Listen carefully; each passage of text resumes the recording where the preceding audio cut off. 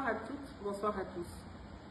Vous attendiez certainement à voir Ibrahim Zighi vous parler ce soir. Malheureusement, ce n'est pas Ibrahim Zighi, ce n'est que moi, Madame Adja Nadjani Bamba Gbagbo. Je suis entourée par Maître Tapi Sylvain et par la mère biologique d'Ibrahim Zighi.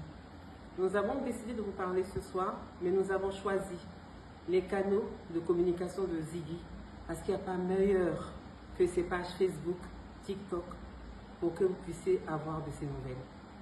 Sans plus tarder, je vais demander à Maître Tapi de vous donner des nouvelles fraîches de notre fils, de votre ami, de votre frère, Ibrahim Zighi.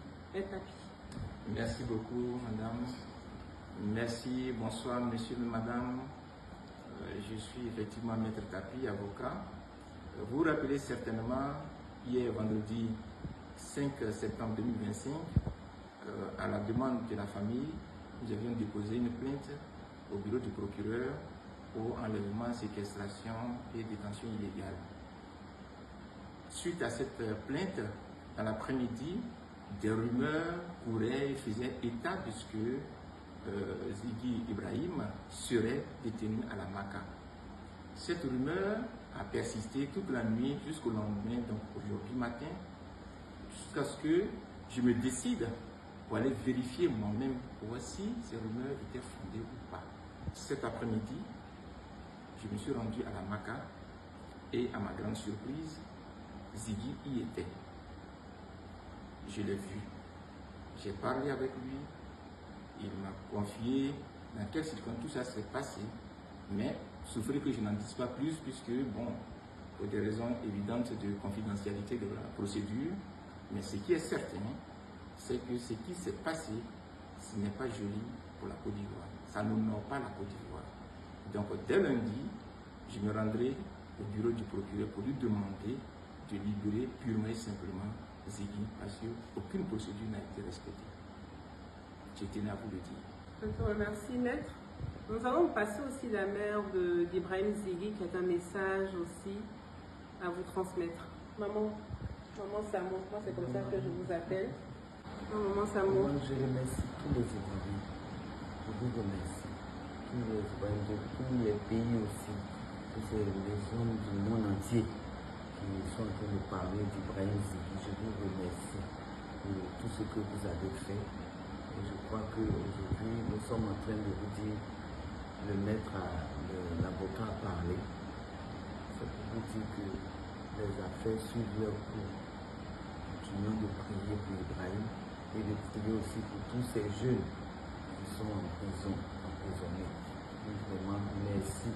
Merci à toute la Côte d'Ivoire, merci à toute la jeunesse, merci pour tout et que Dieu fasse grâce que vraiment il soit totalement libéré. Je vous remercie. Aujourd'hui, nous parlons de la détention ou de l'enlèvement, c'est plus correct, de Zighi.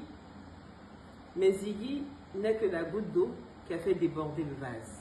Nous avons en détention à la Maka, Gala Kolebi, Steve Biko, Dosso Charles Rodel, pour ne citer que ceux-là, mais nous avons des militants du PDCI, nous avons des militants du GPS, nous avons donc des militants du PPACI. Nous avons à ce jour au moins 110 détenus à la Maka. Nous demandons donc leur libération pure et simple. Avant de vous laisser, je vais vous lire un texte d'un journaliste qui s'appelle M. Jean-Paul Auro. Et ce texte résume tout ce que moi j'aurais pu dire ce soir. Ibrahim Zighi, prisonnier de l'oubli, la Maka comme gouffre de l'arbitraire. Ibrahim Zighi est détenu à la Maka, pas jugé, pas entendu, pas même informé. On ne sait ni pourquoi il a été arrêté, ni par qui. On ignore ce qu'on lui reproche. Et depuis son incarcération, ni sa famille, ni son avocat n'ont pu le voir. Ce n'est pas une rumeur, ce n'est pas une exagération, c'est une information que je tiens de source très crédible. Et c'est précisément ce qui rend cette situation intolérable.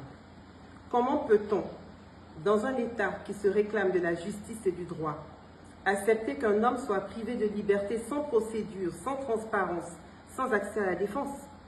La Maka, Censée être une maison d'arrêt et de correction, devient ainsi le symbole d'une dérive inquiétante, celle d'une détention sans visage, sans voix, sans droit. Ce n'est pas seulement une atteinte aux libertés fondamentales, c'est une négation pure et simple de la dignité humaine. C'est le reflet d'un système qui se permet de faire disparaître des individus dans le silence, comme si leur existence pouvait être suspendue sans conséquence. Ibrahim Zighi n'est pas un nom parmi d'autres, c'est un homme, un citoyen, un être humain. Et aujourd'hui, il est enfermé sans explication, sans recours, sans justice. Nous ne pouvons pas détourner le regard. Nous ne pouvons pas laisser l'oubli faire le travail de l'oppression. Nous devons exiger des réponses, exiger la vérité, exiger le respect des droits les plus élémentaires, car aujourd'hui c'est Ibrahim Zighi, demain ce pourrait être moi. Nous vous remercions, à bientôt.